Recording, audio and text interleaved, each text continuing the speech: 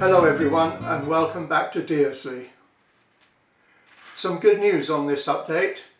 I have finished, after 2.5 years planning and work, the complete track, including the fiddle yards and the sector plate I was working on my last update.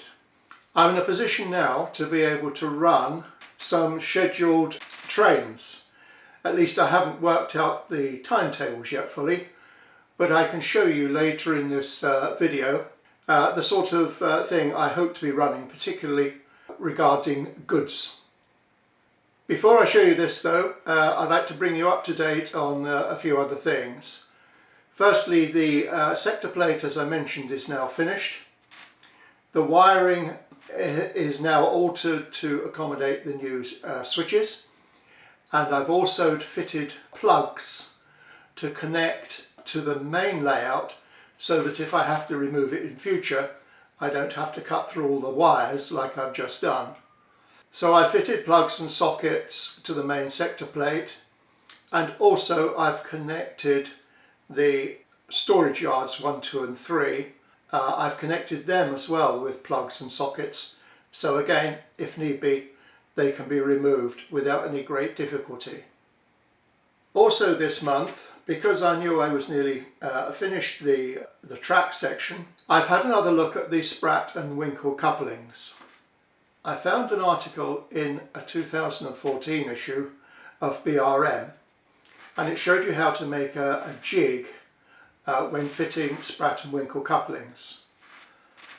I did not pay too much attention when I first did my videos on the Spratt and Winkles to the preciseness of the height of each of the connecting bars, and I found I had a good deal of erratic running when I was operating and testing some of my goods trains. So I have decided to build a jig. The jig is quite simple. I built it from laminated bits of plastic card so that it fits inside a rail and has a small platform which roughly aligns with the centre of the buffers on each of my trucks. So this forms a constant. I then, instead of using the coiled wire that comes with the kit, I got some 0.45mm brass rod and cut this up to form the bars. You can see from the photographs, I think, that it's quite a simple way of attaching them. You just lay the bar on the jig, apply some super glue to the buffers, and just run the wagon up until the super glue takes. Once it's fully dry, I just coat the buffer top and the brass bar again with some epoxy, just to make it a little bit more secure. This more or less is how things were described in BRM in their article. I then looked at the way I was fitting the hooks, and there was no consistency with that staple that you need to hold them in place.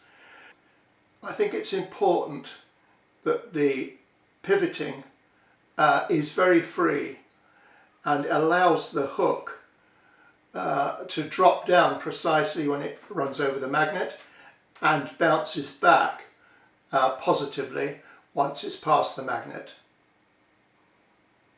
On the 10-ton general goods wagons I'm converting at the moment, I've decided to cut out quite a big section from the chassis. In fact, I've cut out about 10mm wide from the buffer beam and a good depth, roughly back to the axle, to allow plenty of free movement. It looks quite a big chunk, but I think the way I've solved this, once it's painted, it will not be noticeable. Obviously at the moment they are still white, so you can see exactly what I've done. I've decided obviously to fit the bar at each end of the wagons and the locomotives, but the hook I will only fit to one end. I still feel, as in my first videos, that the guards vans and perhaps one or two other wagons will need to have hooks at both ends. I don't intend to fit any hooks on the locomotives on my layout. The 08 shunter, which is going to do most of the work in the yard, just has bars fitted at each end. Back to the layout now, and a final look at my third control panel, which is now fully attached to the layout and finished. Also on this, I'd like to show you this little modification I've done.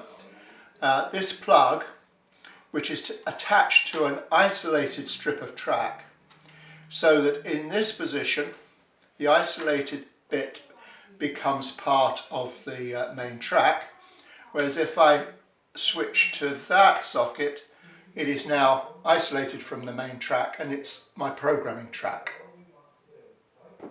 I'm going to catch up a little bit from my earlier updates and just go back briefly to update 3 when I had purchased a couple of Bachmann steam locomotives that I was going to repair and chip. The Class 4 MT had a motor that I had to replace. This I did, and it all ran perfectly well, the motor that is, but when I was able to test it on the track, I just could not make the poners on the locomotive stay connected to the track, and it continually derailed. I don't know why this is. There might have been some parts missing that I couldn't see, but I struggled with it for a while, and then I threw the towel in and I put that locomotive back on eBay and sold it spares or repairs.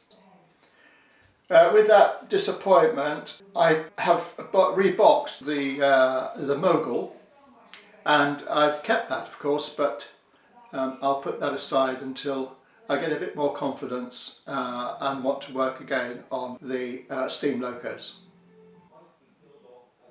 A purchase this month is this Great Western brake van or towed van, and I've bought it for a possible future conversion to a mess van for my breakdown crane. As and when I get round to this, I'll make this part of a video.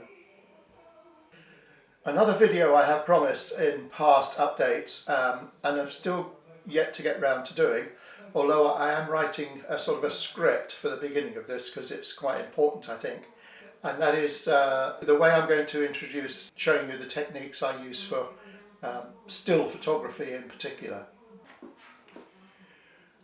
Another video I'm working on is one about airbrushing, and the subject is going to be the weathering of the 5 10-ton goods vans. The bodies are here, and my Spratt & Winkle converted chassis are yet to be finished actually, but they're here. So as soon as they're done, this will become part of the feature on the airbrushing. But in that video as well, I intend to show you my airbrushing equipment and the way I approach spray painting, weathering, etc. using the airbrush. Back on my layout, I've had some ideas for the new scenic cover section of Deresley. I was away with a couple of friends for a few days a couple of weeks back. At Southwold they have a lovely little town centre actually, and it has a small triangular market square in front of a row of buildings, and I thought perhaps a small market would make an interesting feature on Deresley, and I thought it would be a good idea to perhaps scratch build a model of these particular buildings. So I managed to get several photographs close up and some front and side elevation shots that I could work from. I haven't, of course, got any plans, so I propose to determine all the measurements from scaling the photos. On my bench at the moment is this attempt at scratch building something unique for my new scenic area in Deresley. This picture shows the photograph of the front elevation scaled down to 0.0. Just notice the figures and the bicycle and the cars relative to the size of the building. So when I remove the photograph, you'll see the scratch building so far with some of the cars and figures from my layout. I think it looks about right, which is all that really matters. This is not a precise scale model. I based my construction on the style used in card kits. The brick and tile papers were downloaded from scale scenes and printed. The main construction uses 2mm card, and the roof I made using 1mm card. I have found photos of these buildings in the 1960s, and there are some differences to the way they look today. These differences I will incorporate into my build. I will keep you updated on this, but it could take some time. Well, that's it for this month. I will leave you with a coal train arrival in Deresley, just as the London train is about to leave. I have had to decouple by hand, so I have edited out these bits. I hope you have found this update interesting, and thanks for watching. Now I'm going to demonstrate a goods operation. It will consist of a coal train from the coalfields in the Midlands, arriving via King's Lynn to Deresley. It will drop off 2 coal wagons, and then it will make its way out en route for Norwich. The train consists of 6 coal wagons. Everything has the backman tension locks fitted. I haven't converted any of this train yet to Sprat and Winkle. So the locomotives I am going to use for shunting just ones that still have the backman tension locks fitted. So these are the way bills for each of the trucks. Each wagon in the train is represented by a single card. That's the way bill I mentioned on an earlier update. And there are 6 trucks and a goods van, and 2 of these trucks will be needed to shunt off and will remain at Deresley. I'm now in a position with the route set to bring the diesel in.